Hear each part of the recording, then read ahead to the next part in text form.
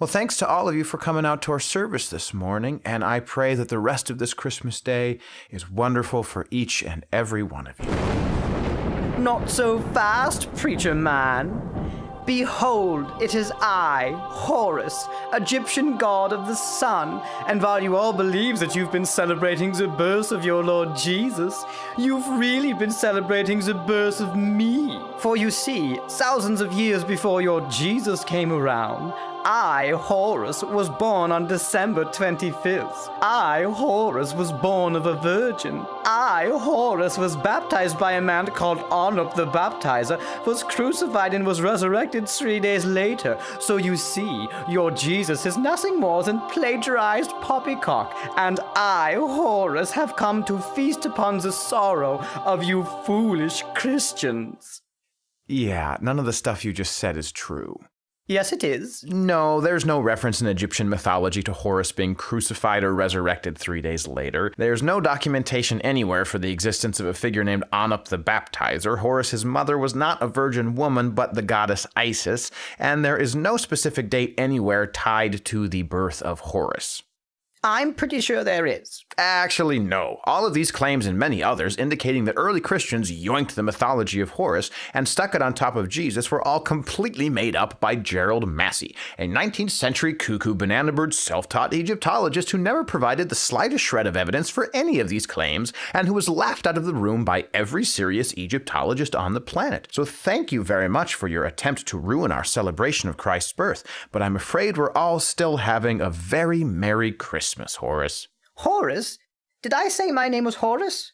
No. What I meant to say was, behold, it is I, Mithras, Roman cultic god of the something, and while you all believe that you've been celebrating the birth of Jesus, you've really been celebrating the birth of me. For you see, I, Mithras, was born of a virgin.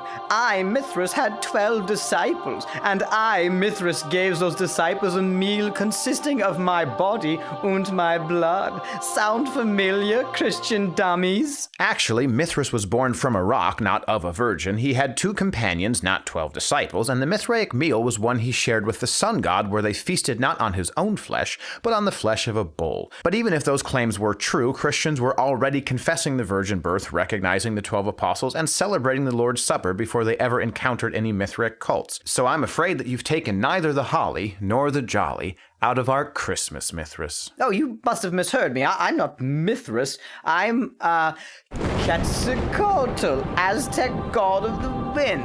And while you all think that you've been... No Christian on the face of the planet ever heard of Quetzalcoatl until the 16th century. Well, then I'm Balder, Norse god of the... There were 193 popes before Balder's mythology was actually written down. Then I'm Horus, Egyptian god of the sun. You already did that one. All right, fine. I didn't want to completely humiliate you, but you've left me no choice. I shall now unveil myself to be the ancient deity whose mythology was inarguably stolen by early Christians. Behold, I am... the ancient Mesopotamian god of judgment. 6,000 years before your Jesus spoke of returning to condemn the lost and resurrect the faithful, my followers proclaimed that I would return to destroy my enemies and raise the dead. So silence your joyful voices, Christians. Your Lord is nothing but a cheap carbon copy of me, the destructor who goes by many names. I am Volguus Zildroha. I am Lord of the Sibulia. I am Gozer the Gozerian.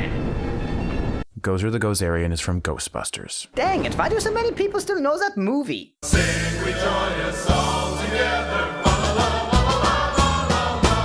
I don't understand. If all the things that Gerald Massey said about me were complete fabrications, with no textual evidence whatsoever, why do atheists like Bill Maher reference these claims as if they were true? Well, Horus, I suppose it is strange that people who insist that they won't believe anything without verifiable evidence are more than willing to believe anything without verifiable evidence, as long as that thing can be used to mock the gospel. But we shouldn't be surprised when people reject proof of Christ's resurrection in favor of demonstrable lies that let them remain in unbelief.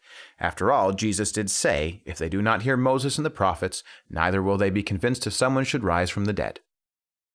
I said that before Jesus did. Oh, you absolutely did not! Of the wind and